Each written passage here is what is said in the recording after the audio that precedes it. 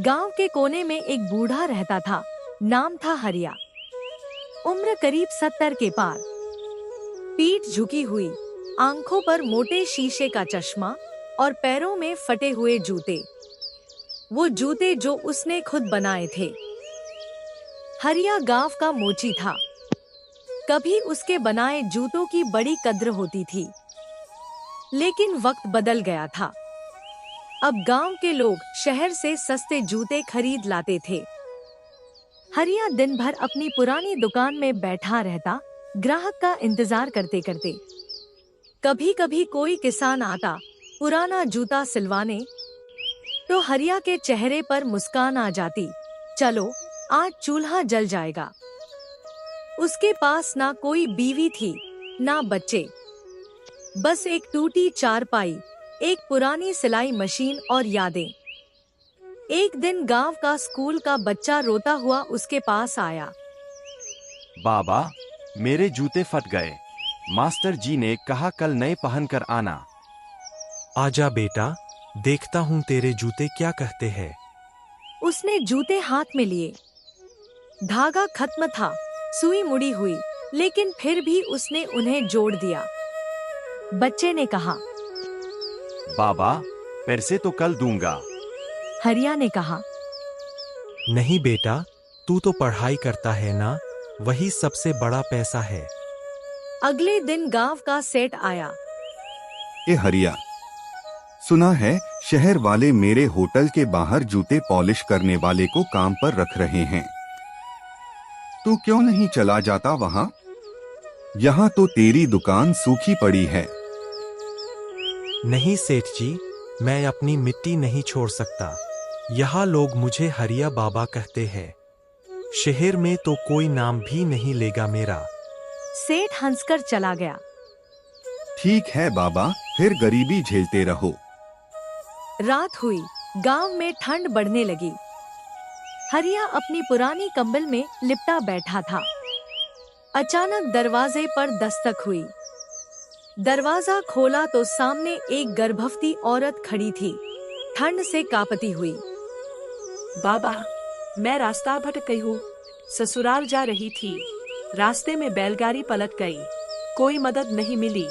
थोड़ी देर यहाँ ठहर लूं। हरिया ने बिना कुछ सोचे कहा। अरे बेटा, आजा अंदर, आग जलाता हूँ अभी। उसने अपने कंबल का आधा हिस्सा उसे ओढ़ा दिया और चूल्हे में लकड़ी डालकर तापने लगा। औरत थकी हुई थी, वहीं कोने में सो गई। सुबह होते ही हरिया बाहर लकड़ी लेने गया। वापस आया तो देखा औरत जा चुकी थी, लेकिन उसके पास एक छोटा थैला पड़ा था। थैले में एक नवजात बच्चा और एक चिट्ठी थी। बाबा, मेरे हालात ऐसे हैं कि मैं इस बच्चे को नहीं रख सकती। आप चाहें तो इसे अपना नाम दे देना, वरना ऊपर वाला रखवाला है। हरिया के हाथ कांपने लगे। उसने बच्चे को गोद में लिया और बोला, बेटा, आज से तू मेरा लक्ष्मण है। दिन बीतने लगे। हरिया अब पहले जैसा अकेला नहीं था। बच्चे के लिए जूते बनाता, उसे दूध पिलाने गांव जाता और हर रात उसे कहानी सुनाकर सुलाता।